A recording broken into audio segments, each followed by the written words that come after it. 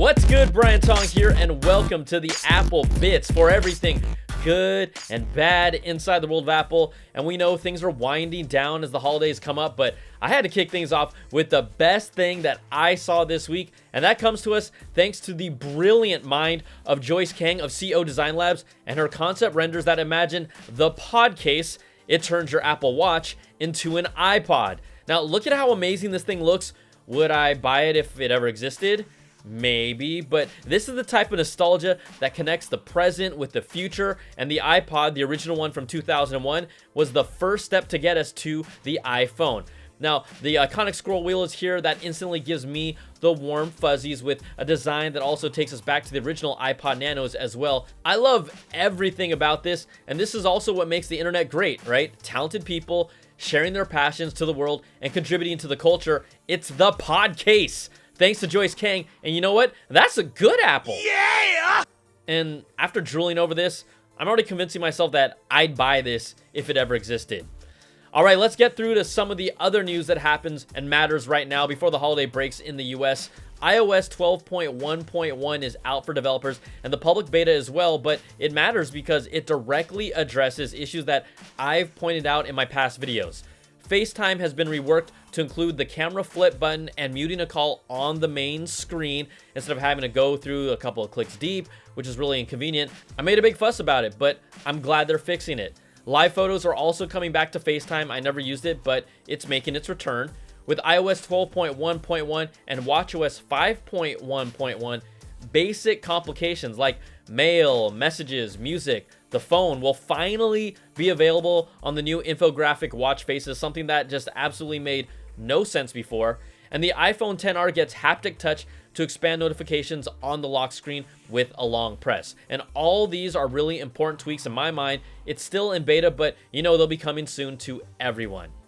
Also, Apple will be holding its big Black Friday through Cyber Monday holiday shopping event. They're already promoting it, but in the past, their deals haven't been nearly as impressive as other retailers and will get you maybe roughly around 8 to 10% off of some of the hardware and some deals on third-party products. That's what they've done in the past, but if you're looking for big deals, you got to look elsewhere. Now, check this out. Some of the real good ones include Walmart doing a $300 gift card for the iPhone XS, XS Max, and XR in retail stores only, or a $400 gift card for its iPhone 8, 8 Plus, or 10. Also, Mac Mall has the 11-inch iPad Pro, 64 gig Wi-Fi and cellular, and the 12.9-inch version of this for $50 off. And if you were holding off on the HomePod, I know, well, guess what? Best Buy is doing $100 off, so it's from $349 to $249. That's the best deal we've ever seen, and that's more in line with what I honestly think it's actually worth right now. And there's plenty of other deals, but those are a few of them worth highlighting right now. Okay, and some quick Apple Watch news. The dedicated Spotify app for the Apple Watch is now out, and this makes me happy. You'll be able to connect to multiple devices in your home like the Echo, the Home, Apple devices, and others with Spotify Connect. Spotify plans to make offline downloads for music and podcasts available in future updates.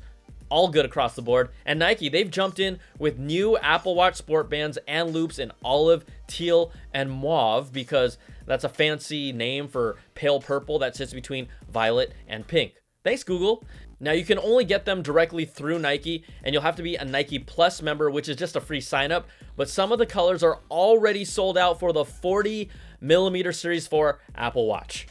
And Apple, they're giving us some more warm fuzzies with the Share Your Gifts holiday ad with an animated short that really, it touches the heart and encourages all of us to share the gifts we have with everyone else, no matter how big or small. It's touching. And it also has a link that takes you directly to their Together for the Holidays page so you can buy more stuff. All right, that's going to do it for this week. If you want to get deep with me and Apple, check out my weekly audio podcast, the Apple Bits XL, because everybody's doing it. And you can also support the podcast and really all my independent work at patreon.com/Brian Tong.